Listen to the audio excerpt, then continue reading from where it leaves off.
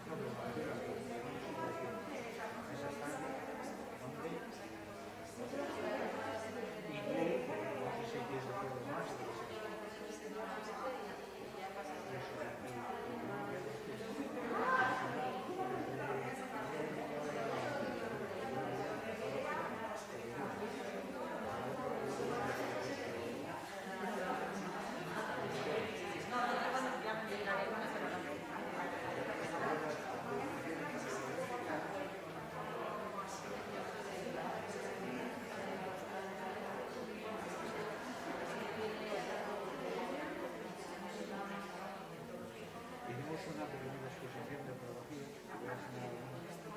que eran muy curiosas y sobre todo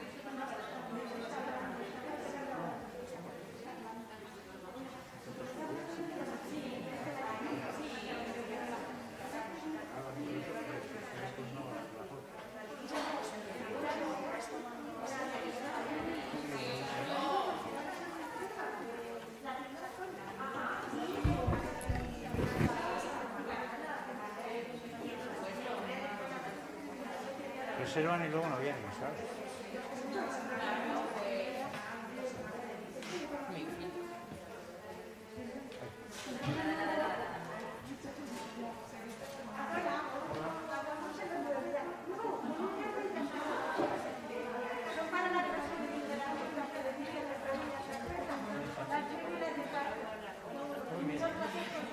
Nada. Han entrado bien. Andrea hace buena prensa y bueno, a Romo también, seguro que lo conoces. Sí, claro, compañeros de despacho y más de barrio y de colegio. Y luego la vida. A Romita le quiero mucho. Pues nada, y sobre todo muchas gracias por... También por llamar a pensar en esto, me hace una ilusión. ¿Está bien? No, sí, con agua y mira, no me ha... Ya te pones esto, que yo ya me voy a hacer cerillas. Hemos cambiado nuestras huellas dactilares. No, yo puedo hacer eso.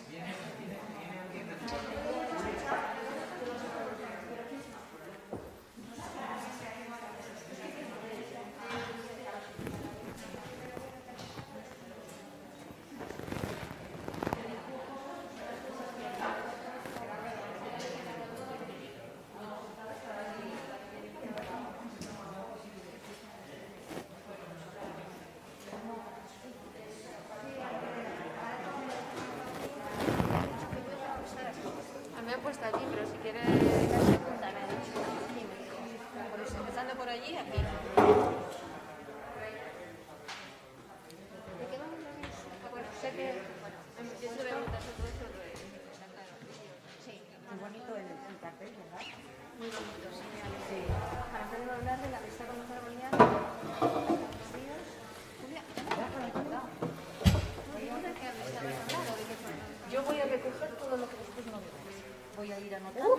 ¿Qué nivel? No, porque ahí hablamos todo lo que vosotros no veáis. Yo solo soy lectora, pero no tengo ni idea. Es un honor para mí. A ver, un poco de las amistades, un poco de las actuaciones de Mira en Madrid, de por dónde pasó, todo lo que nos dijo demasiado. ¿Vas a sacando de una a otra? Sí, yo había pensado en ir sacando de una a otra, pero para hacerlo más. Es más ameno, es más ameno. Sí. La experiencia de las otras Nosotros nos sentamos en estos tipos de cosas. ¿Qué es esta revista? No vamos a decir que estamos en la casa de la cerveza. ¿Cuál? La revista. ¿Qué es esto? Esto es el papel. No, esto es revista. No, la revista no la había visto. Está ahí el cartel, está. Ya había visto el cartel. Ya, cuando quieran. Hola, buenas tardes. ¿Se oye, no? Bien, sí. Bueno, estamos encantados de recibirles hoy aquí, en esta iniciativa tan interesantísima, promovida por el Ayuntamiento de Madrid, a cuya delegada de Cultura, bueno, es Turismo, Cultura y Deportes. Andrea Levy, pues le damos muchas gracias por estar aquí presente. Es el cuarto ciclo de conversaciones sobre Emilia Pardo Bazán. En este caso se va a hablar sobre amistades y sobre proyectos profesionales. Y, bueno, yo creo que vamos a estar acompañados son 4 personas súper conocedoras de la vida y de la obra de Emilia Pardo Bazán. Emilia Pardo Bazán y Lázaro Galdiano tuvieron una amistad muy profunda. Realmente luego, me imagino que Juan Antonio Lleves, que es el director de la biblioteca, hablará más en detalle de esto, ¿no? Pero tuvieron una amistad profunda. Prueba de ello es la cantidad de objetos de archivo personal, de manuscritos, de fotografías que la propia escritora gallega dejó aquí en la Fundación, ¿no? Esa amistad fue muy provechosa para ambos, porque por un lado a ella le apoyó muchísimo a nuestro fundador, a Lázaro Galdiano, a crear su proyecto editorial, que era un proyecto muy ambicioso, que fue La España Moderna, en cuyo edificio estamos ahora mismo. Esa España Moderna que publicó casi 300 y pico revistas y más de 600 libros. A su vez también ella, que tenía una agenda muy buena, era una mujer muy reputada en su momento y después también, evidentemente, por todo lo que hizo. También aprovechó este proyecto editorial como tribuna, de alguna manera, para publicar sus obras, para publicar sus novelas, sus escritos, sus ensayos y también, muy interesante, sus críticas sobre el tema femenino y feminista, que también aparecen en la España Moderna. Bueno, esa amistad, como digo, pues ha dejado en la Fundación importantes huellas. Hace poco hicimos una exposición muy bonita de 15 fotografías de la escritora, que eran de alguna manera inéditas y que han tenido muchísimo éxito. Dentro de poco también, el día 18 de mayo, vamos a hacer también una visita teatralizada dentro del Salón de Baile, que la fomenta el Ministerio de Cultura en este caso y que yo creo que también les invito, porque va a ser grabada por streaming, a que la vean en nuestra página web. Bueno, volviendo a lo que hoy nos ocupa, estamos encantados de recibir aquí hoy a los 4 ponentes, a Andrea y a todo el Ayuntamiento y todas las personas representantes del Ayuntamiento. Y, bueno, yo creo que no voy a presentar a los ponentes porque me parece que Emilia los va a presentar, pero si no, voy a decir simplemente que tenemos así a Silvia Santiso, que es la conservadora del Museo Emilia Pardo Bazán, que además yo creo que también ha colaborado muy profundamente con este proyecto. Ana María Freire, todas ellas compañeras y conocidas de antiguo, catedrática de la UNED, a Emilia Landaluce, coordinadora jefe del periódico El Mundo, y a Juan Antonio Lleves, nuestro director de la Biblioteca del Museo Lázaro Galdiano. Bueno, sin más, volviendo a agradecer a todos la presencia, muchas gracias y espero que todo sea fantástico, ¿no? Bueno, como se lo merece doña Emilia. Gracias. Gracias.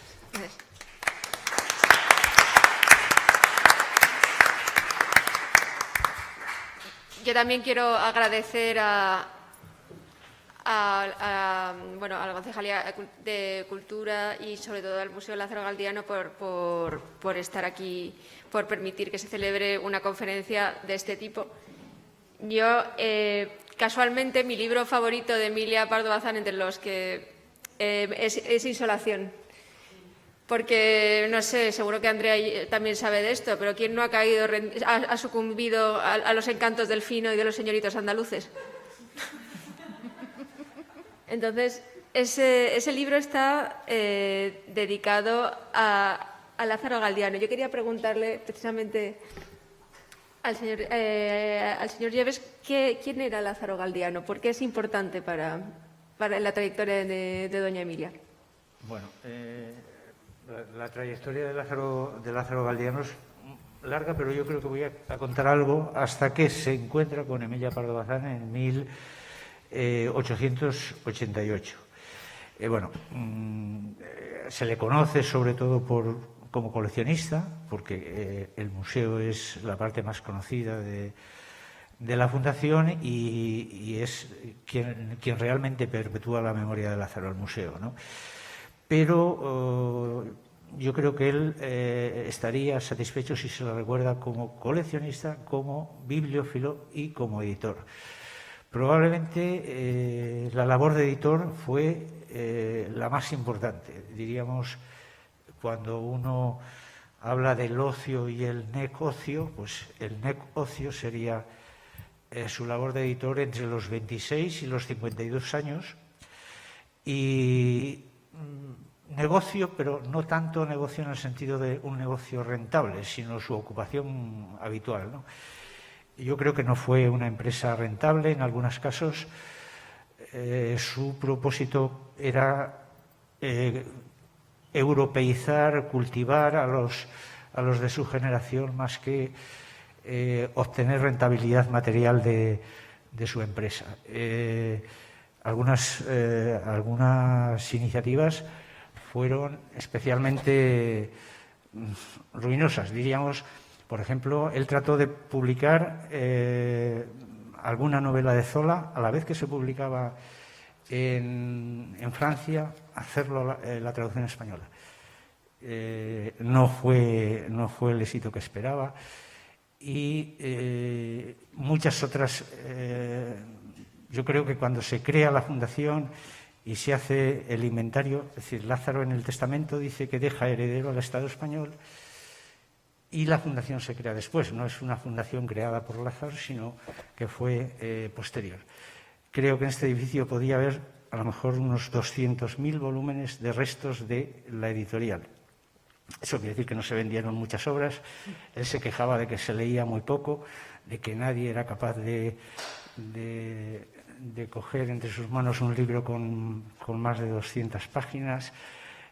Muchas veces insistió en que los novelistas publicaran por entregas en la revista en vez de tomos individuales.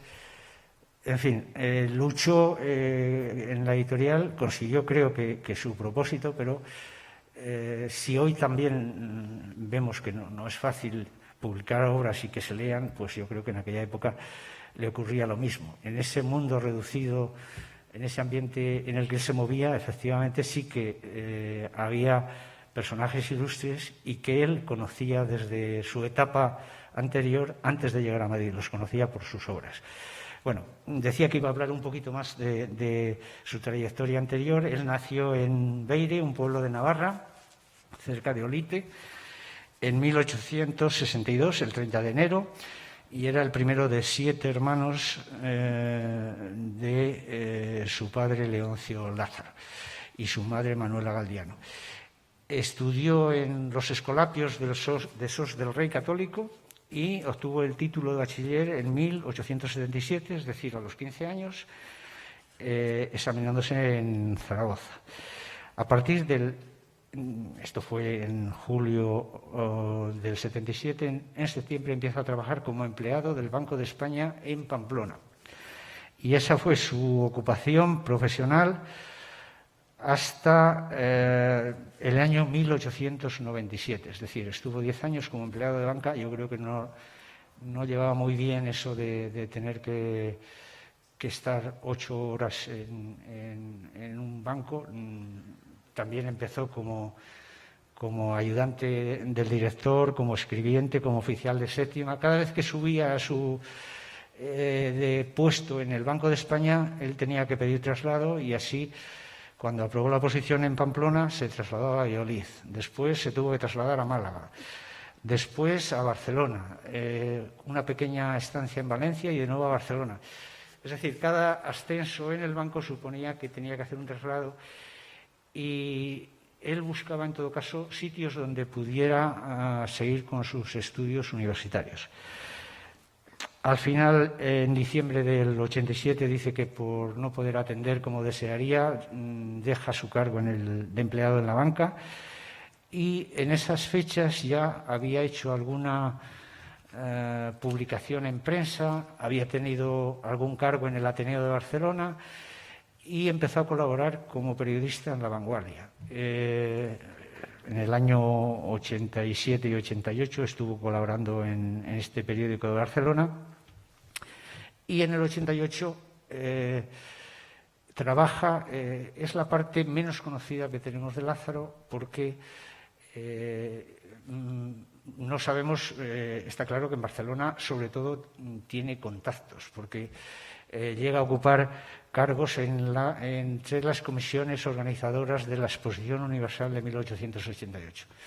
Bueno, esa posición que tiene en el año 88 es la que le da la oportunidad de conocer a doña Emilia Pardo Bazán en esa famosa visita que hace a Barcelona a finales de mayo y a esa aventura que ha trascendido y que, bueno, yo creo que fue un episodio puntual, pero que es el inicio de una amistad muy, como ha mencionado Begoña, muy provechosa para los dos. Para él, porque supuso el empuje para aquella idea que tenía de una editorial, de publicar una revista.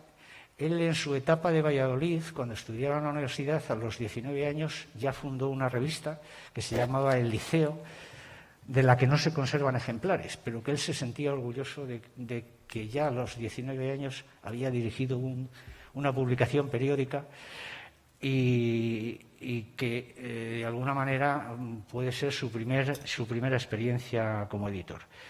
Bueno, conoce a doña Emilia y yo creo, aquí voy a dejar la biografía porque nos podemos prolongar mucho, pero sí que me parece interesante que en la primera carta que tenemos que conservamos, las cartas de Lázaro y doña Emilia se han buscado tanto como las de Galdós, o sea que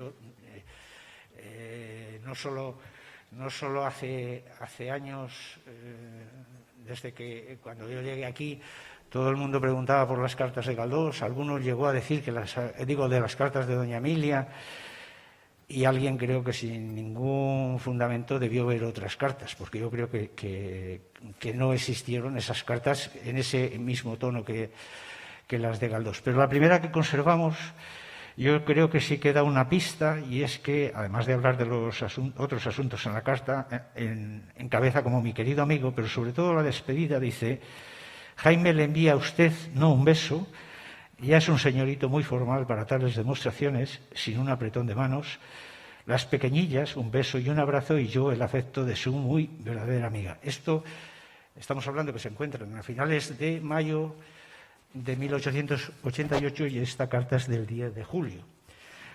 Por lo menos es una prueba de que en algún momento Lázaro ha visto a Jaime y a las dos hijas de doña Emilia. Es decir, lo más probable es que él hizo en ese mes de junio un viaje a Madrid y allí tuvo oportunidad de conocer a Jaime y a las dos.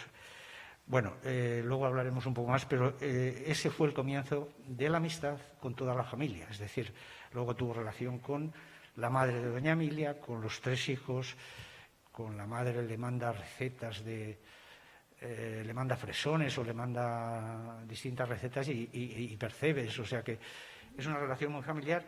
Y luego, si tengo oportunidad, hablaré un poco de las fiestas en las que acudía y que es una prueba de que esa amistad se mantuvo hasta que, en el caso de la madre de doña Emilia, asistió al entierro y en el caso de doña Emilia hasta el final de los días. No sigo porque luego nos voy a dejar. Y además la protagonista es doña Emilia, ¿no?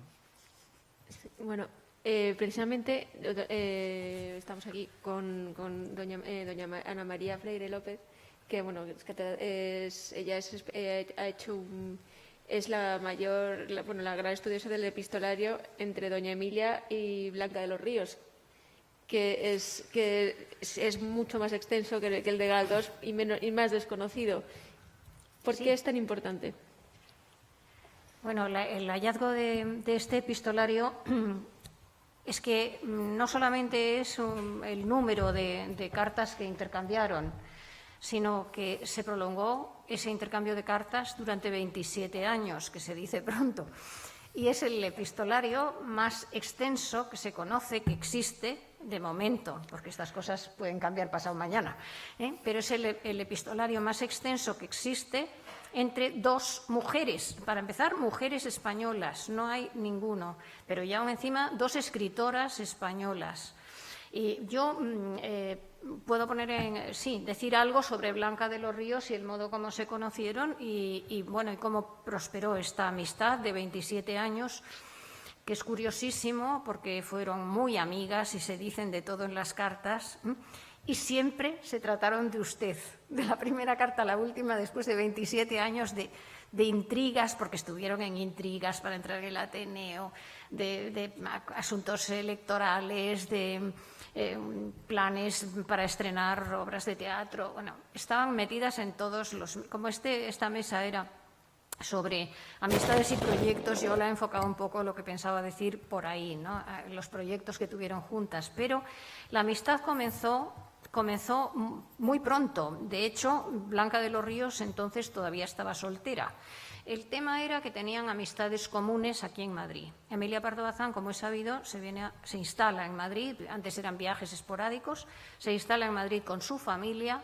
La familia era una familia, ella cuando se separa de su marido vuelve a vivir con sus padres.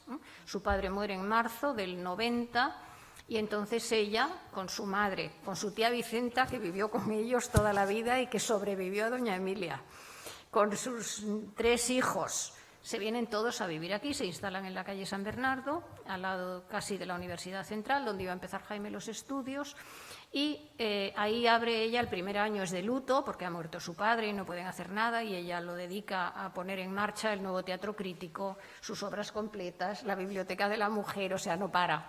Y prepara lo que va a ser su salón cuando pueda abrirlo, porque con los lutos de aquella época no se podía hacer vida social, no se podía ir a teatros, no se podía recibir, como se llamaba, en casa. Así que ella va preparando las cosas, de modo que ya empieza a tener tertulias en el año, por lo menos en el 92, que es cuando por primera vez aparece Blanca de los Ríos en su salón, en su tertulia. Tienen amigos comunes, las dos conocen al poeta Emilio Ferrari de Valladolid, las dos tienen contacto, por lo menos no muy directo, pero conocen Blanca de los Ríos además tiene mucho que ver con la historia literaria porque es por una parte es sobrina de Amador de los Ríos, el historiador de la literatura, hija de Demetrio de los Ríos. Bueno, el caso es que va a la tertulia y la conoce. Todavía está soltera Blanca de los Ríos. Tiene, me parece recordar, 33 años. Doña Emilia, pues a ver, en el 90 tiene 39. Bueno, pues es más joven Blanca de los Ríos. Siempre fue, bueno, en el 92 además ya tenía 41. Bien, cuando llega Blanca allí. O sea, era mayor y siempre en esta amistad hubo un poco de reverencia por parte de Blanca, sin que fuera algo aparatoso ni formal, sino siempre un respeto por parte de Blanca hacia doña Emilia y de doña Emilia de protección hacia Blanca en lo que pudiera. Y ya se casa Blanca a comienzos del 93 y Emilia Pardo Bazán ya la recibe casi siempre y empiezan en los veranos de Emilia Pardo Bazán eran muy largos, empezaban muchas veces en mayo y acababan bien entrado ya octubre. Hasta ahí, hasta que no empezaron las obras de Meirás, por ahí. Cuando ya empezaron las obras en Meirás, por culpa de los obreros y de los canteros y de todo esto, ya se quedaban a veces hasta noviembre y algún año hasta pasaron la Navidad. Perdona que te interrumpa. Sí. ¿Qué intereses culturales, políticos, decías que estaban metidas en mil intrigas? Esto viene ahora, o sea, viene después, porque primero empiezan a escribirse una carta va y una carta viene cuando están la una lejos de la otra, porque en el invierno estaban aquí. Pero tienen unos objetivos. Enseguida se dan cuenta las dos de que quieren que la mujer ocupe un lugar en el mundo en que vivimos de tipo, o sea, un lugar en la sociedad y en el mundo laboral y en igualdad, ¿no? de condiciones que los hombres, y las dos opinan lo mismo, y es que todo radica en la educación. Cuando las mujeres reciban una educación igual que la de ellos, estarán en condiciones de poder hacerlo. Y Blanca de los Ríos llevaba tiempo, se dedica durante mucho tiempo a investigar, durante muchos años ha sido la primera investigadora de la obra de Tirso de Molina. Claro, esto publica libros, escribe artículos, quiere pronunciar conferencias. Y ven que tienen unos intereses comunes, con lo cual piensan las dos, y de esto hablan en las cartas también, van hablando, aunque es una amistad en la que hablan de todo, hasta del servicio, de la cocina, de la moda, de las amistades comunes, pero quieren, las dos tienen como objetivo, si pueden, estar en las mismas instituciones que están los varones y que de momento no parece que vayan a admitirlas. Se proponen el ingreso en el Ateneo, más adelante se proponen, no, más adelante no, incluso antes, se proponen llevar sus obras de teatro a los escenarios. Es verdad que tienen muy buenas amistades. Doña Emilia, sobre todo, le abría puertas, porque doña Emilia conocía y tenía amistad con María Guerrero y su marido, Fernando Díaz de Mendoza, tenía amistad con María Tubau y su marido, Ceferino Palencia, que eran compañías que no solamente actuaban en Madrid, iban por ahí. Conocía a Balbina Valverde, que antes de terminar el siglo ya le estrenó el vestido de boda a doña Emilia aquí en Madrid. Entonces, como tienen los mismos objetivos, claro, comparten muchas cosas. Doña Emilia facilita un homenaje que le hacen a Blanca en un determinado momento.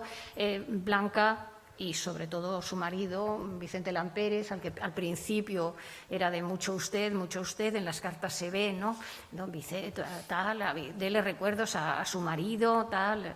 Y luego ya las cartas, es que las cartas tienen un lenguaje que puedo hablar después de esto, porque ahora si no también ocupo yo todo el tiempo, pero que evoluciona, se ve evolucionar por el lenguaje de las cartas esa amistad, desde el principio hasta el fin, hasta en los encabezamientos y en las despedidas, como hace... ¿Eran tan espontáneas como las que Sí. tenemos de Galdós, por ejemplo? Sí, pero bueno, en otros Sí, que términos. cambiando el tono, claro. En otros términos, pero sí, muy espontáneas y un vocabulario muy desenfadado a veces. Es que es muy simpático ver cómo se va soltando. Es que es muy bonito estudiar la evolución de las cartas. Al principio, mi muy querida amiga, bueno, expresiones de este tipo, y se despide de usted, su amiga, ¿qué tal?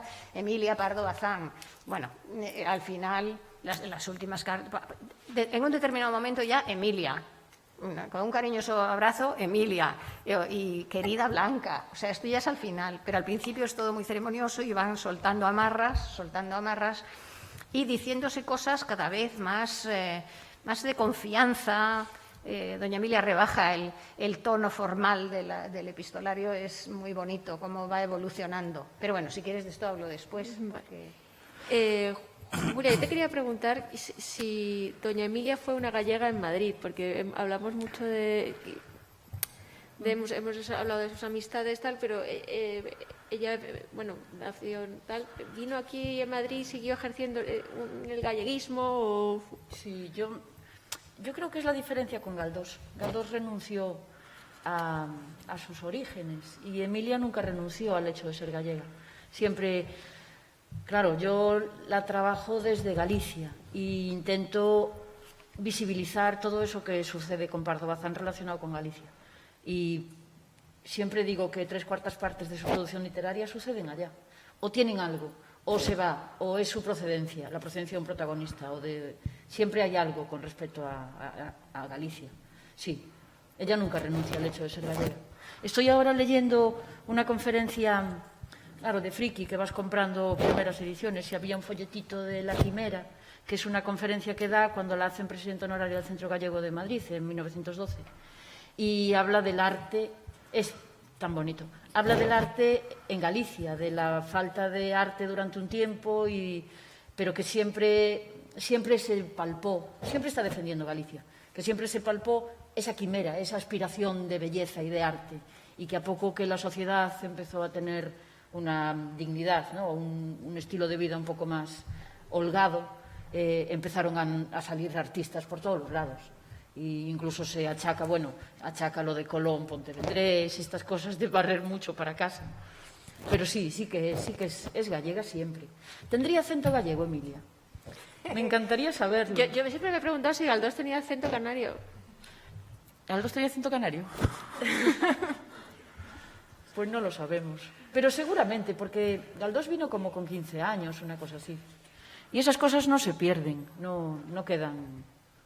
Yo puedo comentar algo Claro. sobre esto, porque ella, cuando llegué aquí en Madrid, entra en contacto con los gallegos en Madrid, o sea, gallegos en Madrid, y no, o sea, y unos gallegos que tenían los mismos intereses y la misma inquietud cultural y profesional y social que ella, porque entra en contacto ya, no quiero decir que en cuanto llega a Madrid, porque esto viene de antes, pero con Eduardo Gasset Artime, que es el director del Imparcial, claro, el Imparcial, un periódico de gran tirada. Bueno, de esto podría hablar estupendamente don Carlos Dorado, que está ahí, pero claro, entra en contacto con... es verdad que los gallegos en Madrid tenían también otros gallegos en Madrid tenían también unos lugares estratégicos donde estaban trabajando, ¿no? O sea, porque Gasset y Artime tiene el periódico El Imparcial. Años después, el que dirige El Globo es Alfredo Vicenti, que también era gallego. Y entonces hay una serie de personas situadas en determinados puntos de la capital con las que ella mantiene amistad con ellos, amistad y trato de carácter profesional también. Y efectivamente, como ha comentado ahora Julia, ella pertenece está en todos los actos que conviene estar en el Centro Gallego. Siempre que hay alguna manifestación de cualquier tipo de la cultura gallega, allí está ella. Fue presidenta honoraria, ¿verdad?, del Centro Gallego, creo recordarlo. En el 12, sí. Creo recordar que fue presidenta honoraria del Centro Gallego. Bueno, pues todo esto, ella aquí no perdió nunca el contacto con los gallegos, con la colonia gallega, vamos a decir así. Incluso en 1904, esto lo encontramos en... Había algo, cuando Valle Inclán pierde la mano, cuando tienen que amputarle el brazo porque se lo había gangrenado, se lo amputan en un hospital que es La Gallega. Ah, es verdad. Y entonces tiramos de ese hilo, bueno, realmente nos encontramos con él. Y la presidenta de esa Casa de Salud La Gallega o Sanatorio Galiciano, en la calle Zurbano, ya no existe nada de eso. ¿Quién va a ser ella? ¿Quién va a ser la presidenta? Pardo Bazán. Y esto es un trocito de un artículo que escribe.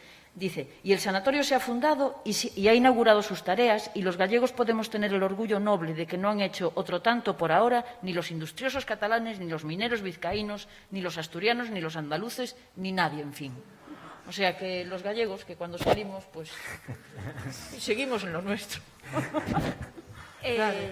A ver, como mencionabas antes a Blanca de los Ríos, efectivamente, como yo estaba con esto de las fiestas en las que habían acudido los dos, pues efectivamente, el 17 de marzo del 93, doña Emilia invita a una velada musical para presentar a sus amigos a una compositora catalana, se llama Luisa Casagernas. Bueno, pues en esa cena o en esa velada musical estaba Blanca de los Ríos y Lázaro Galdiano.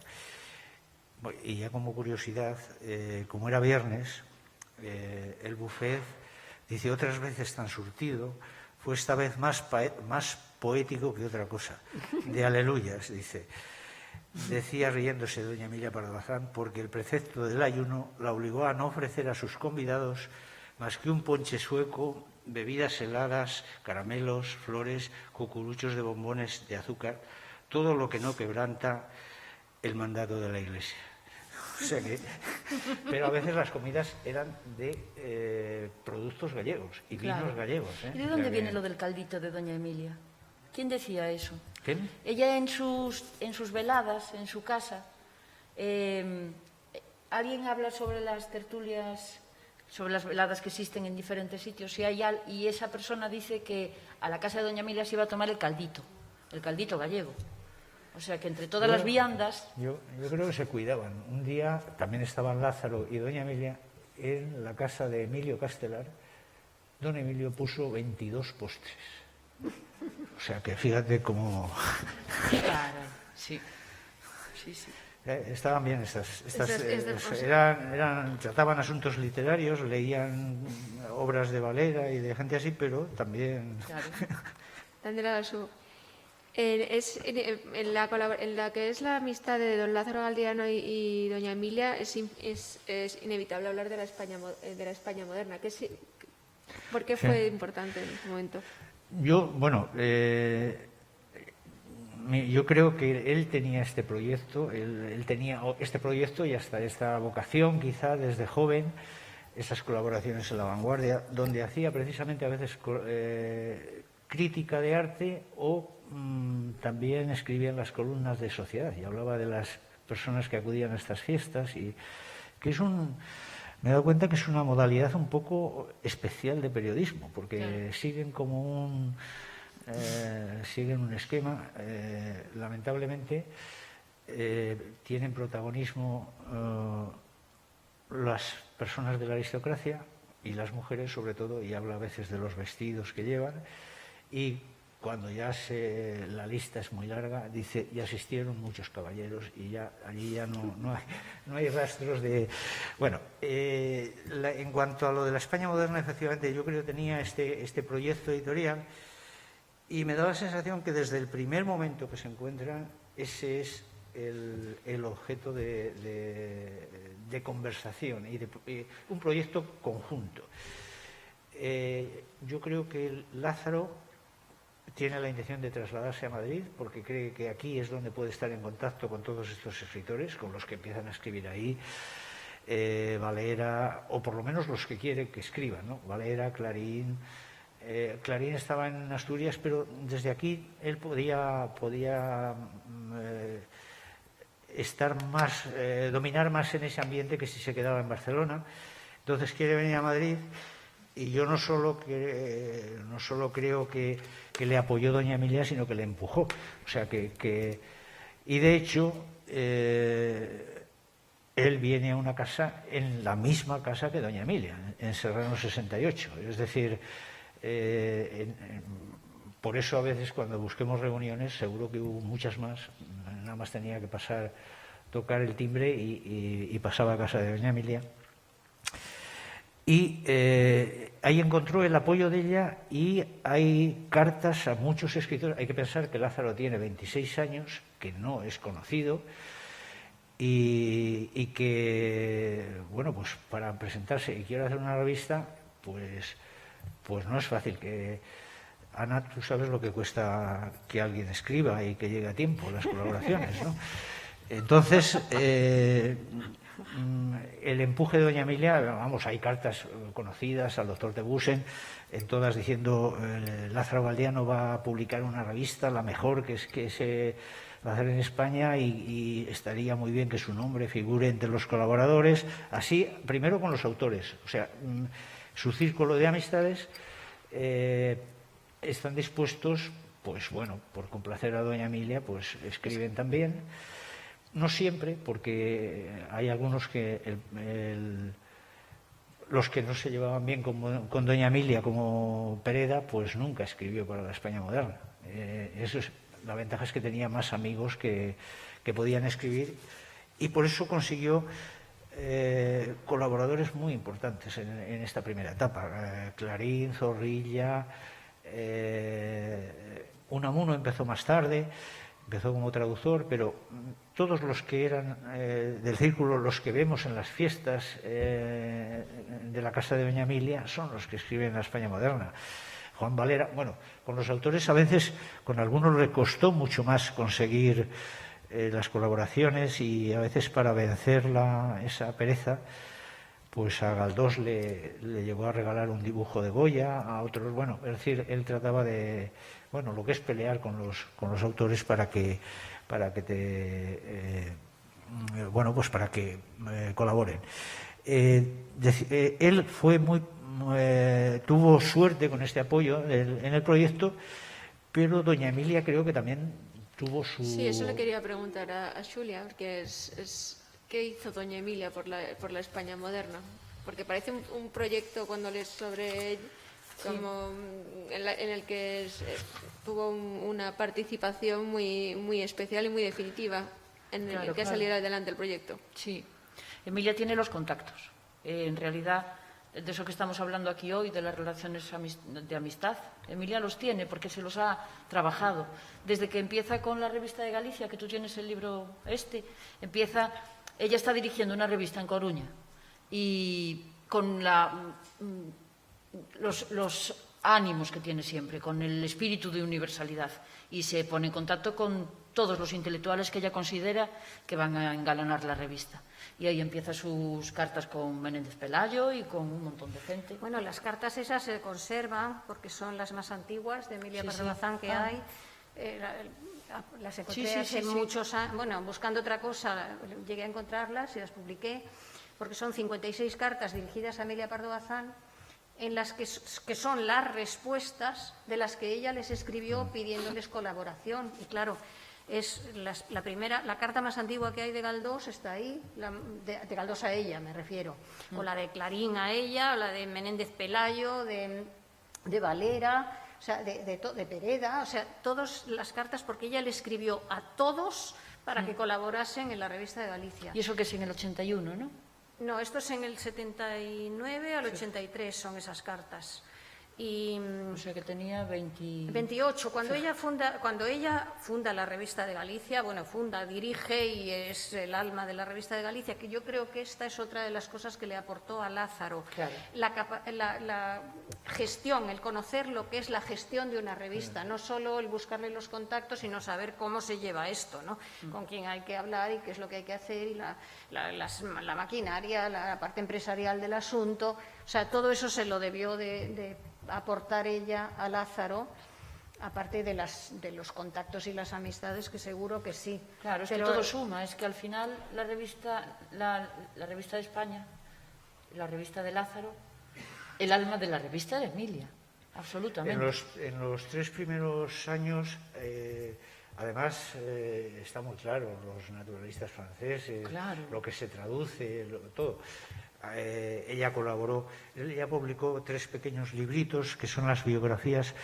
Además de la revista mensual, Lázaro empezó a publicar monografías, y esas monografías comenzaron por unas pequeñas semblanzas biográficas que servirían para que los lectores de su revista supieran quién era el escritor. Y Emilia Pardo Bazán hizo el del padre Luis Coloma, el de Alarcón y el de Campoamor.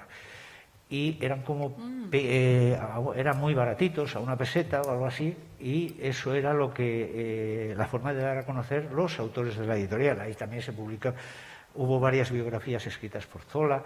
Entonces, efectivamente, en esa primera etapa el impulso y hasta casi los contactos y hasta casi los gustos de la revista son los de doña Emilia. Y los artículos, porque estoy pensando en el de la mujer española, ese artículo que es muy claro y muy definitorio sobre la mujer en la aristocracia, la burguesía y el proletariado, ¿no? La mujer del campo, el proletariado. Sí, del pueblo, sí. La del pueblo. Sí, que lo publicó en el año 90, sí. Y que la había dado en inglés, había escrito para una revista inglesa y ya está, la Fortnightly Review, vale, estupendo, pero se la traduce al español y la publica aquí, en la España moderna, que eso también significa que tenía un sitio donde se podía expresar con... Claro, y tenía una revista donde además se hacía crítica de sus obras y se las daba a conocer. Ella publicaba una novela y hacían una reseña salvo la discusión con Clarín, que viene porque Clarín hace una crítica a alguna obra de Campoamor, a otra de Campoamor, y no escribe de doña Emilia, dice esto. Y Clarín dice, en la crítica de Clarín solo manda Clarín. Y Lázaro dice, en la revista de Lázaro solo manda Lázaro. Entonces, se acabó. Le dice adiós y fuera de la España moderna. O sea que para tratar así a Clarín hace falta ser valiente, ¿no? Sí. Porque... Sí. Yo le quería preguntar a doña María María, que te decía que estaban unidas Blanca de los Ríos y doña Emilia por inquietudes políticas. Estos días, por este centenario precisamente, hemos escuchado calificativos refiriéndonos a doña Emilia como o conservadora o progresista o feminista y al mismo tiempo muy tradicional. ¿Qué se refleja en ese epistolario? En el epistolario de eso... En los yo creo que epistolarios en poco, general, porque como habla de 2 mujeres de la época... Sí, en el epistolario de cuestiones de políticas y todo esto no hay mucho, ¿eh? No hay muchos. Debe ser que esto lo hablarían de palabra y sobre todo ya conocían cada una los pensamientos de la otra, ¿no? Y la manera de opinar. De Emilia Pardo Bazán, a ella le horrorizaban las etiquetas y que le dijeran que era esto o lo otro, pero hasta en literatura, que si soy naturalista, que si soy realista, que si soy costumbrista. Dice, yo soy ecléctica, lo dejó escrito, dice, yo soy ecléctica, lo mejor de cada caso. Ella era una persona que tenía muy agudo sentido crítico. No sentido crítico negativo de en contra de esto y en contra de lo otro, sino que lo que venía nuevo, en principio lo aceptaba, se interesaba por ello. Y luego cribaba y decía esto sí, esto no, y se quedaba con lo mejor o con lo que a ella le parecía que podía, ¿no? Y entonces esto, para sus posturas en la vida, iba diciendo esto no me interesa, esto sí me interesa. Y en cuestiones de este tipo me hace gracia porque ayer en una entrevista para una cosa también de Emilia Pardo Bazán, pero que es para noviembre o así, me preguntaba sobre las ideas religiosas, o sea, cómo había podido seguir, me preguntaron esto concretamente, ¿no? Cómo eran sus convicciones religiosas, que parece que chocan con algunos planteamientos suyos, ¿no? Bueno, sus convicciones religiosas nunca dejó de tenerlas, o sea, ella siguió siendo católica y practicante hasta el final. Esto es así porque acabo de terminar un trabajo sobre el Meirás de Emilia Pardo Bazán, y en Meirás, con su madre y después de su madre, siguió habiendo capellán, tenían misa normalmente, cumplían con la cuaresma y con lo que mandaba la Iglesia, o sea, siempre, ¿no? O sea, y fue muy devota de los franciscanos, de San Francisco. Lo que pasa que no era una persona que hacía alarde de nada religioso, pero si uno lee sus artículos se da cuenta de que es una persona que ella va a lo suyo, quiero decir que cree, que practica y que ya está. Entonces, en ese sentido, no hace alarde de nada, pero se transparenta en lo que escribe, que eso está intocable y tal. O sea, que las etiquetas que le ponemos estos días tampoco le gustarían nada. No, las etiquetas no lo sé, pero ella las etiquetas no le gustaban porque ella a la vez era progresista, quiero decir, que tiene una aventura con Galdós que no es exactamente lo que manda la Santa Madre Iglesia. Bueno, pues no sé, la Santa Madre Iglesia también tiene un invento para estos asuntos que se llama confesión, seguramente ella lo arreglaría por ahí, digo yo, y rectificando, no lo sé, espero que la interpretación pueda ser esta, pero ella hace esto, ¿no? O sea, no da explicaciones y sigue fiel a lo que cree y a lo que piensa. Y luego, por otra parte, es muy progresista, o sea, porque busca la manera de cosas que no estaban en los planes del momento, ¿no? O sea, esa igualdad del hombre y de la mujer en muchas cosas. Yo recuerdo que en una ocasión, no recuerdo yo dónde está esa cita, pero hace poco la encontré yo porque Marina Mayoral habla de esto. Dice, ella no soportaba, no le parecía bien que existieran pecados que son de los hombres y pecados son de las mujeres y no de los hombres. Dice, o sea, un hombre puede hacer lo que le dé la gana, está casado, se va por ahí, pues mira, tiene experiencia. Una mujer hace eso y queda marcada para toda la vida. De hecho, Galdós tuvo una hija legítima al mismo tiempo que estaba... Ahí está. Entonces, y ella queda marcada para siempre, una mujer que hace lo mismo o tal. Y dice, no puede haber una moral para ellos y otra moral para ellas. También hay una moral para todos la misma, ¿no? En ese sentido, era avanzada y decía cosas de este tipo. Y bueno, y estaba convencida de ellas y estaba peleando por ellas. Y en cuestión política, pues pasaba lo mismo, ¿no? En cuestiones de política, venía de una familia monárquica, título, conservadora en el sentido de que se asociaba monárquico y tal con conservador, pero ella también en eso discrepaba, ¿no? de muchos políticos entre sus amigos, hablando que amistades, o sea, era amiga de Cánovas y era amiga de Castelar, y era amiga de Teófilo Braga en Portugal, y era amiga de esa de Queirós, y era amiga de muchas personas que eran de otras ideas políticas distintas de las suyas, que no quiere decir que ella dijera, me afilio. En un momento lo escribe y dice, siendo amiga de este y del otro, de Cánovas, de Castelar, de Canalejas, de no sé quién, bueno, Canalejas no recuerdo, pero de un montón de nombres, y dice, ninguno de ellos ha pretendido ponerme como nombrarme entre sus adeptos, ¿no? O sea, como decir, y esta es seguidora mía. Ninguno, porque soy amiga de todos ellos y yo conservo mis propias ideas.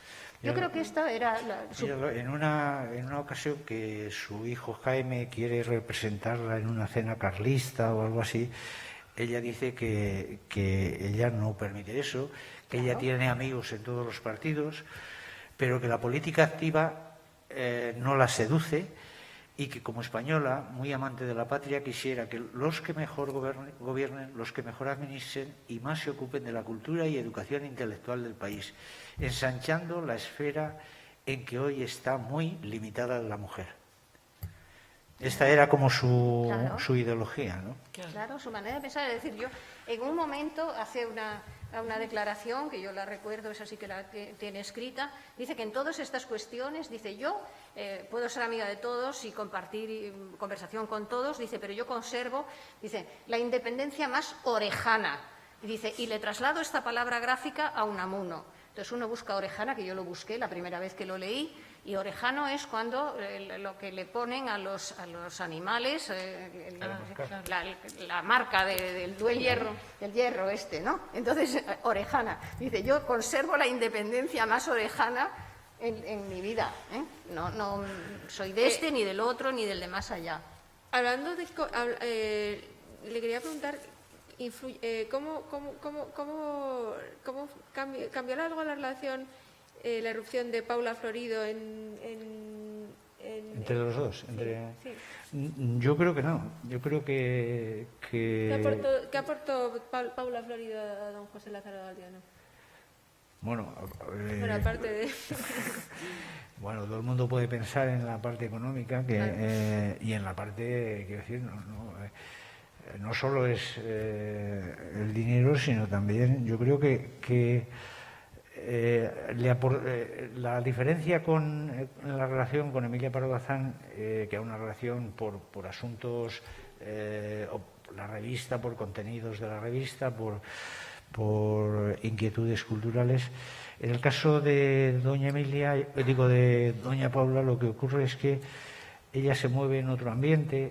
Ella había venido de Buenos Aires en 1900 y en 1903 se casa con Lázaro, es decir, el año 1902 fue cuando ellos coincidieron varias veces, a veces es sorprendente, pero a veces se escribían hasta 2 postales o 3 el mismo día. O sea, salía del tren en París una postal, cuando llegaba a la estación a Bruselas otra postal. O sea, yo creo que sobre todo ella también tenía una sensibilidad por el coleccionismo, por apreciar el arte, pero era otro mundo. Las fiestas, en el caso de doña Emilia, eran tertulias literarias, eran lecturas de poetas. En el caso de las fiestas que se comenzaron a hacer en la calle de Fomento y las que se hacían aquí cuando se inauguró en 1909, pues ahí el protagonismo lo tenían duquesas, marquesas y los vestidos que llevaba cada una. Que venían muy bien para las crónicas de don José. Claro. Venían, sobre todo yo creo que don José estaba más... Él estuvo encantado de que en la inauguración de su casa estuviera Menéndez Pelayo más que la marquesa estoy seguro, pero bueno, yo creo que la vida es todo, y la felicidad que hubo esos años. Yo hice una exposición que se llamaba Años Felices en Parque Florido. Eso fue una etapa, yo creo que muy, muy, muy provechosa. Es decir, pues él siguió con su revista, pero se podía pasar 6 meses viajando por Europa, en París, y seguía con su tarea, pero no con el mismo empeño. O sea que, pues lo mantengo esto porque me interesa y porque sigo con mis contactos, pero también esos viajes de placer en balnearios, que yo creo que eran mucho más propios quizá de la aristocracia y no tanto de un director de una revista, ¿no? Pero él se adaptó. A lo mejor no sabe. Él en el año 2 tuvo un proyecto que es publicar tarjetas postales. Dice que iba a inundar Europa de tarjetas postales. Se conoció a doña Paula y el proyecto de las tarjetas postales se fue a pique, o sea, no salían adelante. Las tarjetas postales con cuadros religiosos pues no tenían éxito comercial. Tenían éxito las que hacía Kaulak con aquello de esas especie, casi como una representación cinematográfica de escenas, quien supiera escribir, estas cosas, que unas tarjetas postales que tenían éxito. Kaulak, el sobrino de Cánovas, ganó muchísimo dinero con eso. Lo de Lázaro no tenía este éxito y sobre todo él no estaba encima del proyecto. Había conocido a doña Paula y anduvo por París, por Bélgica, por todos los sitios, y los que tenía en la revista pues no ponían el mismo empeño y diligencia que él cuando estaba aquí, claro. O 6 meses fuera de aquí era aunque le escribían todos los días, los que estaban aquí le decían todos los días mi respetable jefe y le daban cuentas de cómo iba el negocio, o sea que... Pero no es lo mismo que estar encima. En cambio, doña Emilia, que habla en las cartas precisamente, habla de la moda de las tarjetas postales y dice que, bueno, son una amenaza para el género epistolar porque con poquito ya solo basta que pongas ahí la dirección y poco más. Y ella, cuando termina las Torres de Meirás, cuando se terminan las obras, ya se trasladan al edificio nuevo en 1907, manda hacer toda una serie de postales desde todos los ángulos de las Torres de Meirás, de dentro y de fuera. Y una de las cartas que le escribe a Blanca de los Ríos es toda en tarjetas postales, una tras otra, de distintos ángulos de las torres, y le dice, esto es ya hacia el año 7, pues, tiene que ser, Blanca había estado con su marido, con Vicente Lampérez, en el verano de 1903 en Meirás, pasando unos días.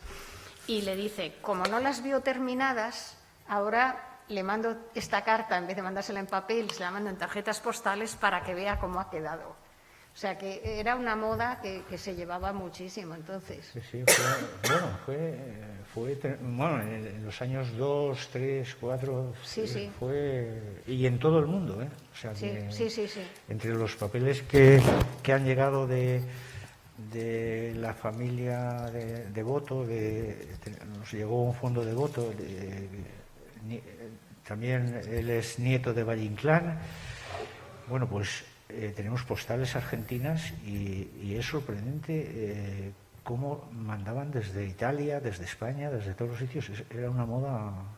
Carmen, la hija pequeña de doña Emilia, coleccionaba tarjetas postales y a veces eran impresas porque eran las que vendían, hechas de fotografías, y otras veces, pero muchas, se las mandaba Vicente Lampérez, como era arquitecto y dibujaba muy bien, le dibujaba y se las mandaba. Siempre por su santo y por su cumpleaños le mandaba tarjetas postales autógrafas y manuales y suyas. Has hablado antes de la visita que hicieron en 1903 Blanca de los Ríos y su marido. ¿Cómo fue esa visita? Esa visita fue cuando ya tenían un poco avanzadas las Torres de Meirás, porque empezaron las obras, fueron poco a poco. Esto me gusta decirlo porque fue las Torres de Meirás, que ahora lo conocemos, ahora le llaman el Pazo de Meirás, bueno, vale, pero ella le llamó siempre las Torres de Meirás. De hecho, las tarjetas postales, lo que pone impreso es Torres de Meirás y ella es lo que dice en su correspondencia siempre.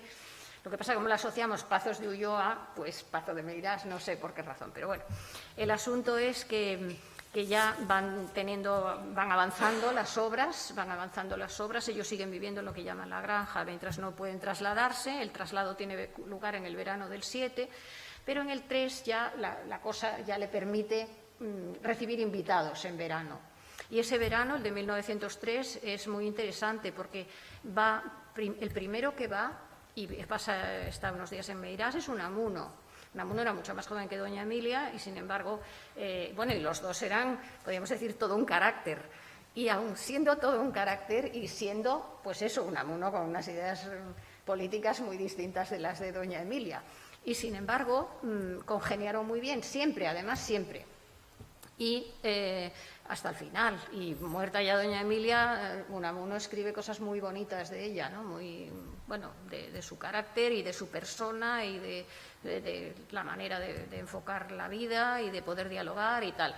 Bueno, pues ese verano Primero va a Unamuno, porque tiene que ir, primero lo invitan a Coruña a dar una conferencia en el Círculo de Artesanos, etcétera, etcétera, y entonces primero en el periódico lo que viene es, se va a alojar en el hotel tal. Al día siguiente en el periódico dice, tiene habitación reservada en Meirás. Entonces ya se sabe que se va allí. Y a continuación, eso es un mes, no sé si es el de julio, y en agosto es cuando llega el matrimonio Lampérez. Entonces, bueno, doña Emilia encantada, porque lo que quería era que fuera... Blanca de los Ríos, no lo he dicho antes, pero fue una mujer de salud muy frágil siempre, pero murió mayorcísima. De esas personas de tanto cuidarse, debió de perpetuar su vida porque duró muchísimo.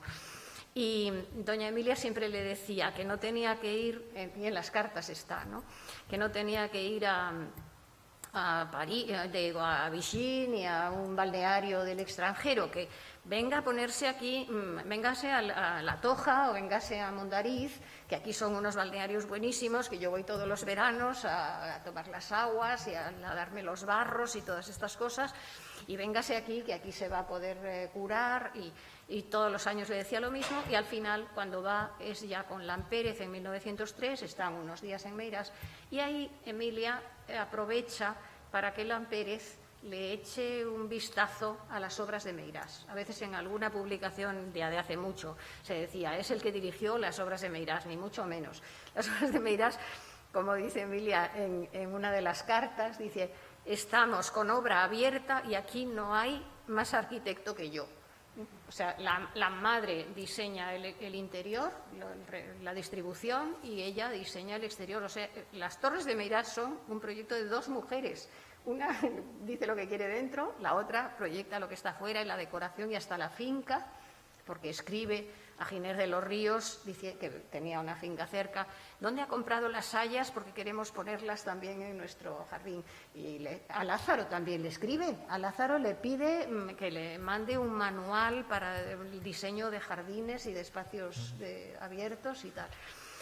Bueno, la cosa es que van allí y efectivamente él les da algunas indicaciones, porque en las cartas siguientes a la estancia de ellos en Meirás le dice, bueno, la escalera avanza, ya me atrevo hasta pisarla, porque no me voy a caer y tal. Él les ayuda para explicar cómo deben hacer el forjado de hierro para la galería, para la cristalera que ilumina. Bueno, todo eso se ve en la correspondencia porque le va diciendo. Entonces, a partir de ese viaje, yo creo que es cuando ella, en vez de decirle muchos recuerdos a su marido, muchos recuerdos tal, entonces ya empieza, muchos recuerdos a Vicente, muchos recuerdos al cantero, muchos recuerdos al cantero mayor, muchos recuerdos al albañil. O sea, le va llamando cada vez más desenfadadamente a Vicente y le dice, tienen que venir otra vez porque tenemos que hablar y tal. Y a partir de ahí, pues de esa estancia en Meirás, bueno, van por supuesto a las aguas, pero según Emilia, tienen que volver porque ha estado aquí tan poquísimos días que es que con esto no se puede arreglar toda la salud, lo que le pasa a usted con su salud. Pero bueno, estuvieron las dos tomando las aguas y lo pasaron muy bien. Y ahora que hablamos bueno, precisamente de sus estancias y sus recomendaciones en La Toja, yo le quiero preguntar a Xulia, que precisamente a propósito de este cartel de Madrid es audaz, jaranero y curioso, ¿qué dejó Emilia? ¿Qué se puede decir del paso de doña Emilia por Madrid? Del paso de doña Emilia por Madrid, que no hay pregunta más amplia que esa. Del paso de doña Emilia por Madrid. Bueno, a ver, que ella fuera presidenta, o sea, que tuviera estos cargos de honor, que solamente suceden si estás por aquí cerca. Que fuera nombrada consejera del Ministerio de Instrucción Pública, que fuera la catedrática, que fuera a dar clases, que diera las conferencias en el Ateneo. Eso tenía que ser impresionante, ver pasar a 1,5 metros de intelectual, mujer, y darte una... No sé, saber que alguien está haciendo historia sobre la sociedad en esta ciudad. El paso de Pardo Bazán por Madrid. Ay, a mí me duele que no haya una calle buena de Pardo Bazán por Madrid, porque es que todos sus amigos tienen unos pedazos de calle y ella tiene, pues es lo que tiene. Ha dejado huellas en todos los lados. Mira, había un museo también de textil que lo hizo la una krausista, Gallango de Riaño, y ella aportó unos trajecitos de los niños pequeños. Había algo parecido a la gota de leche en su calle en San Bernardo y ella pertenecía a la cúpula de las damas que estaban allí. Yo creo que cuanta institución, la Academia de la Historia, allí pues tuvo esa agarrada por el cuarto de baño de aquí yo no puedo ir al cuarto de baño, señora, pues eso hay que traerlo hecho. O sea, tuvo que aguantar tantas tonterías y tantas cositas que las tuvo que aguantar en todos los lados, porque en Santiago no le permitían utilizar la biblioteca de la universidad y al final lo que hacía era llevarle libros en carretillas a un despacho. O sea, es una mujer que rompió muchos moldes y queda una huella en el aire, queda un patrimonio inmaterial de Pardo Bazán muy importante en esta ciudad. A ver, ¿qué me queda por aquí? Bueno, tenemos la estatua de Pardo Bazán, que hicieron un acto tan bonito el otro día con flores, que muchísimas gracias. Queda la Real Academia Española y al lado pone grrr, porque ahí qué necesidad había de no estar, ¿no? Hoy ha tenido un acto en la Real Academia a las 4:30 de la tarde, dedicado a Emilia Pardo Bazán. Yo me enteré a las 4, si empezó a las 4:30 el acto, a las 4:25 me enteré yo de que existía esto. Se ha reunido la Real Academia y intervenían varias académicas, Carmen Riera, me parece que también Soledad Puertolas, Darío Villanueva, desde luego, y otros más, varios y varias académicos y académicas, y tuvieron un acto esta tarde a las 4:30. No sé si era un acto en desagravio o en homenaje a, esto ya, el carácter del acto no lo sé, pero es bonito que hayan tenido en cuenta que esto existe, ¿no? Que había pasado lo que había pasado y que aunque no la pueden admitir, porque como el otro día me contestó un académico, el hecho de que no la puedan admitir como académica póstuma, porque yo digo, pero ¿por qué no la podéis admitir como académica a título póstumo? Dice, porque en los estatutos dice que todos los que son nombrados académicos tienen que estar vivos. Y entonces digo, doña Emilia está viva. Dice, qué aguda manera de decirlo. Digo, sí, pero ya entiendo que quieres decir que tienen que estar enterrados y todas estas cosas. Esto es la broma del otro día, porque es reciente. En fin, pero lo bonito es que hoy han tenido un gesto con ella. Me parece que era necesario esto, ¿no?, en el año de su centenario. El blanco y negro, el edificio de Serrano. En el blanco y negro colabora desde 1893 hasta 1920. La base documental del blanco y negro sobre Pardo Bazán es ingente y tenemos unas ganas muchos de verla entera, toda esa gráfica, porque tiene una colección de fotografías que te vuelves loca. Yo trabajo en ABC y uno de mis entretenimientos era irme al archivo fotográfico del FEC. Son muy buenas de calidad. Sí, esto es increíble. ¿Y que son en cristal? Muy buenas de calidad. ¿Cristal? ¿Placas de cristal o cómo? Sí, hay de todo. ¡Qué gusto!, ¿no? Sí. Yo las que he tenido que pedir algunas veces me llama la atención que, siendo tan antiguas, tengan esa calidad. Sí. El Yardi, por ejemplo, que tenemos una comida pendiente, don Carlos y yo, y no se la perdono. Esto también es resto de lo que queda en Madrid de doña Emilia. Enseño alguna cosa ahora. Tú termina, sigue tú. No, yo ya tengo poco. Que estás de guante blanco. No, que digo, esto esto es también un poco testimonio de lo que queda en Madrid de doña Emilia, ¿no? Y a Lázaro le dejó parte de su archivo, algún libro dedicado, como Jaime, que veremos, y las cartas entre ellos. Y esa parte del archivo es curiosa porque alguna vez, yo lo tengo claro que él era coleccionista de autógrafos. Y él lo que hace, a veces me preguntan, me parece que Julia hemos hablado alguna vez, ¿por qué está aquí la carta del confesor? ¿Por qué ahí tenían las cartas?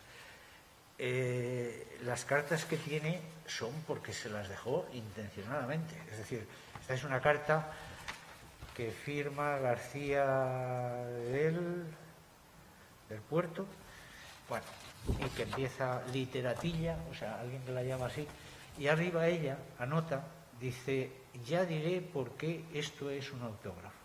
Es decir, eso lo anota ella cuando se lo entrega. Es decir, le entrega lo que quiere y le entrega un centenar o 90 y tantas cartas y esa es parte de su archivo. Por lo tanto, esa selección la hace ella. No sé por qué le dejó esta, sino otras, ¿no? Bueno, eso era una de las... esta es parte del archivo, como también otra, bueno, pues lo siento, pero estas cartas hay que verlas de cerca, pero con esta situación, así que cuando alguien tenga que investigar, esta es una carta de Jaime a su madre, es del año, hoy martes 29. Bueno, ¿Y qué tiene escudo de? ¿sí? ¿Ese escudo qué es? Ah, pintado por él. San Jorge, ¿no? San Jorge y el dragón. ¡Hala! Tiene gracia porque dice, bueno, está contando otras cosas, dice, ya basta de tonterías, tú me dices que Barcelona se mete en el bolsillo a Madrid. Dices algo difícil. ¿Y por qué?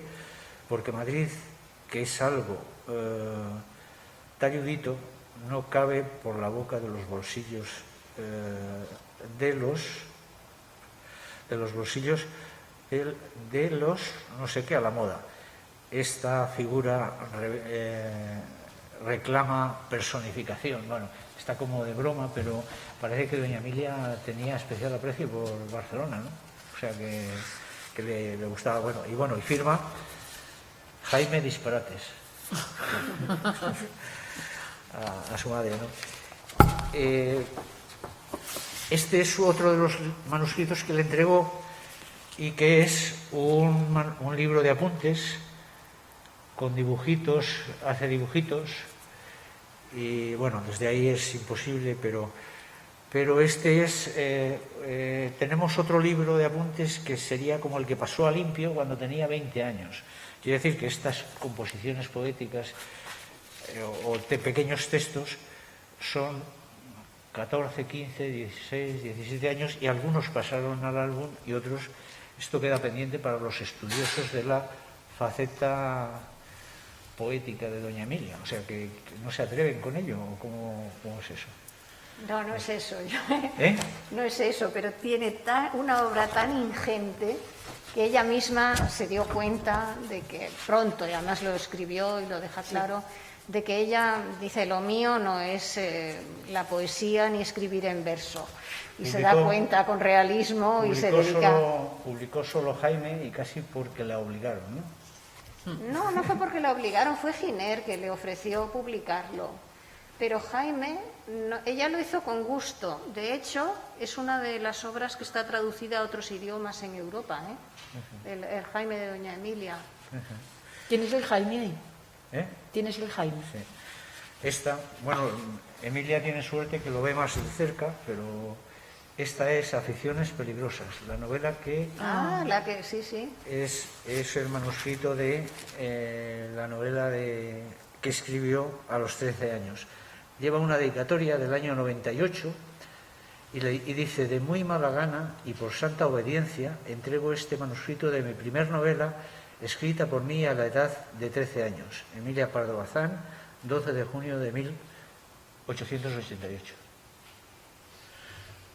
No, 898. Bueno, este manuscrito ahora no está encuadernado, pero se conservan los bifolios, pero esto apareció entre los papeles del archivo revuelto entre muchas otras cosas.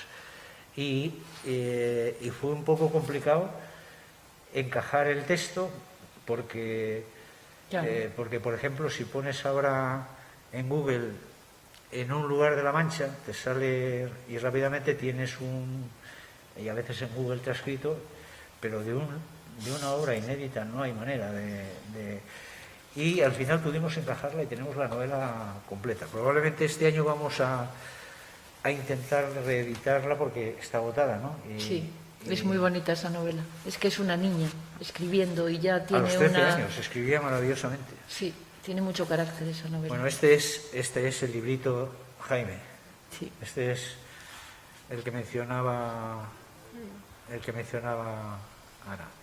Bueno, pues este tiene, como antes se manejan peor estas cosas, pero bueno, tiene la fotografía de Jaime, es del año 81, Es del año 81, por lo tanto, Jaime tiene 4 años y luego tiene la dedicatoria que dice: a José Lázaro Galdiano, este ejemplar va encuadernado con un guante mío y con la intención le acompaña la mano que vistió el guante y escribió los versos, Emilia.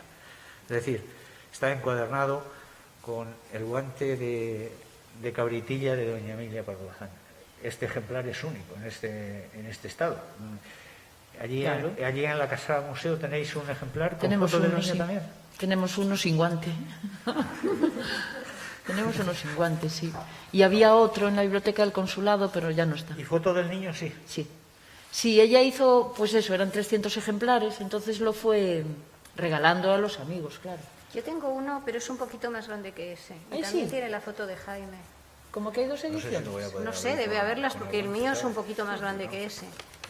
Bueno, Ahora, y, no, el mío es igual. Un poquito, ya te lo enseñaré. y la exposición que hicimos, que son las fotos de doña Emilia, lo bueno de ver una exposición o ver las fotos en internet es que no se hace uno a veces la idea del tamaño de la foto y todo esto.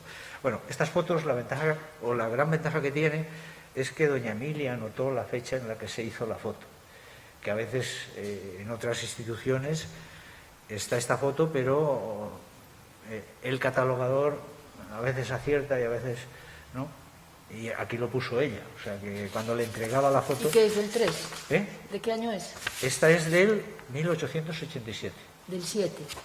¿Eh? La madre naturaleza. Del 7. Es que esa fotografía es la que está en la casa de Galdós. Esa fotografía es la que ella le envió a Benito. Y bueno, tiene su significado. Esta es la más jovencita que tenemos. Sí. Esta no puso fecha, pero se hizo en un estudio madrileño y tiene que ser anterior a otra que está con su marido y por lo tanto debe ser del año cuando tiene 18 años, ¿no? Sí, sí, sí. Se conservan muy bien las fotos porque han estado... ¿Quién es el autor? Estaba Lanelo. Otero, un estudio madrileño. Ah, bien, bien. Bueno, y a ver, me parece que hay alguna foto más. Esta es la otra foto. Esta es una foto que está con su marido, que, bueno, pues hasta hace no mucho, claro, tenemos otra foto del marido en la que yo no me había ocupado tanto de doña Emilia y yo le tenía como un caballero de pie, pero bueno, ya descubrí que era el marido de doña Emilia y el siguiente paso es que, claro, este que está ahí es el mismo Claro. que el del caballero de pie, o sea que es una escena curiosa. Y esta sí que puso la fecha, 1871. Bueno, la época yo creo que está si en alguien Madrid, está con muy Juan. interesado en Emilia va a tener que pedir cita en la biblioteca. Ahora con lo de la pandemia damos cita y le atenderemos, ¿no? Otra foto, este tiene un formato mayor. Esta es de 1885. Sí, nos hicieron una donación de una fotografía de ese. ¿Eh? Que no tenemos una donación de un... Pues la Bueno, tiene. del heredero de alguien a quien Emilia se lo había mandado. Lo pongo así también. Claro, porque estas fotografías servían para enviarle a los amigos. Y hay varias. Yo he perdido la pista de una en la que ella está escribiendo en su despacho y es del 83-84. Es la única foto que tenemos del despacho de Pardo Bazán en la calle Tabernas. Ay, sí, esa es la... Esa también, sí. Esta es la última, que es una... Les gustaba disfrazarse, porque eso es un remedo del Leonardo da Vinci, ¿no? Claro, Santa Ana. Una Madonna, ¿no? Sí. Con los niños. Y claro, ¿Cómo es? está, La ahí Virgen está de Miguel Jaime. Bautista. Sí. Jaime, que igual que en Jaime, le desnudaban en cuanto... ¿no? Sí. Y la niña, pues la niña si es una niña que no camina sola y es, como ella puso, el 82, necesariamente es Carmen, Es Carmen, sí. la pequeña. Sí, sí. A veces así es la pista de cómo puede ser el que está ahí, ¿no? Pero es la madre de doña Emilia que... Bueno, pues esto era un poco para ilustrar... Sí, pues nada. Ah, perfecto. Nada, pues yo no tengo nada más que... Yo no sé si tenéis algo más que añadir, pero ha sido un placer y yo he aprendido un montón, desde luego. ¿Alguien quiere hacer alguna Pero pregunta? decía que si había alguna pregunta.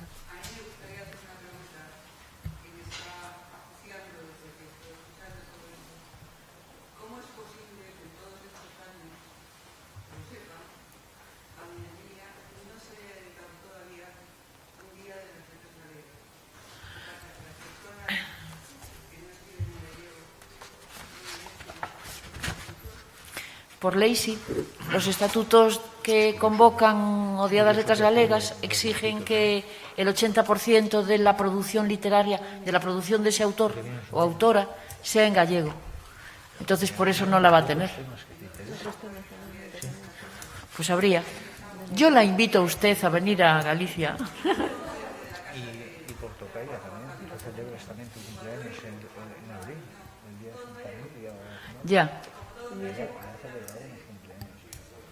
Sí, porque comparte dependencias con la Real Academia Galega. Y eso es un tributo a veces un poco pesado de pagar, porque es una mujer que tiene su propio idioma.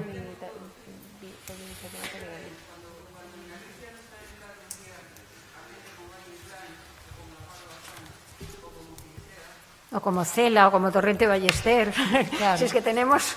De todas formas, ese museo, tomar. cuando hice el desarrollo museográfico, los paneles y tal, van en gallegos. Ella no escribe en gallego, con lo cual leerla a ella es leer en castellano. Pero el gallego que tienen ustedes en esos paneles es el gallego más fácil de entender del mundo. Porque no... Sí. Pero ese galego fino que non entende acaba de falalo, non? A ver si se pone algo difícil, ¿no? Como se meta la política por medio o algo, ¿verdad?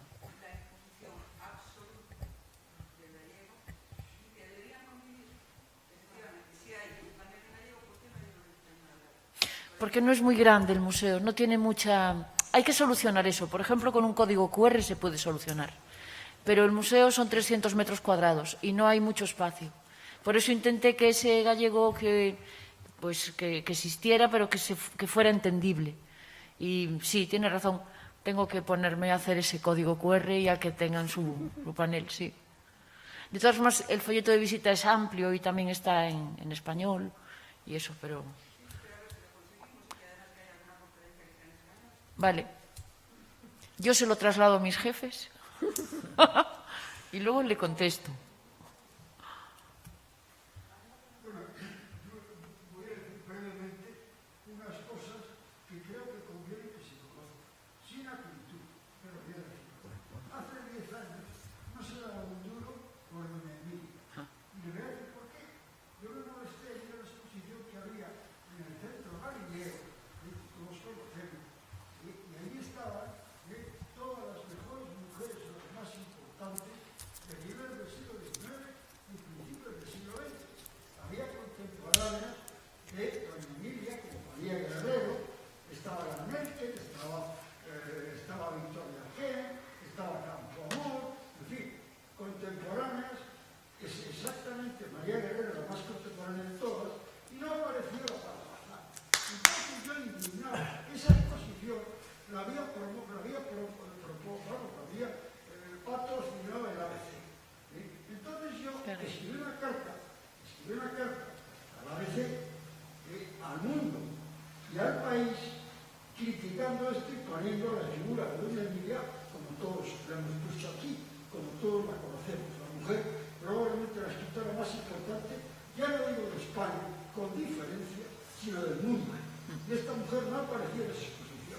Bueno, pues esa carta, lo digo en honor de la señorita que está en El Mundo aquí, me lo publicó El Mundo, el único periódico que me publicó esta carta. Eso por una parte.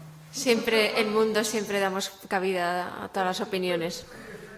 Otra cosa que digo, ya para acabar, y sin acritud.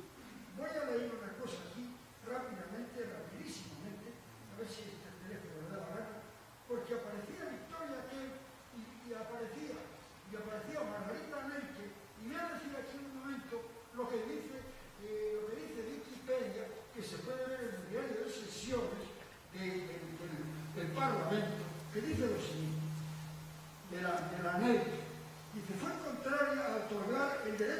sufragio a las mujeres en 1931, posición compartida también por Victoria Kent.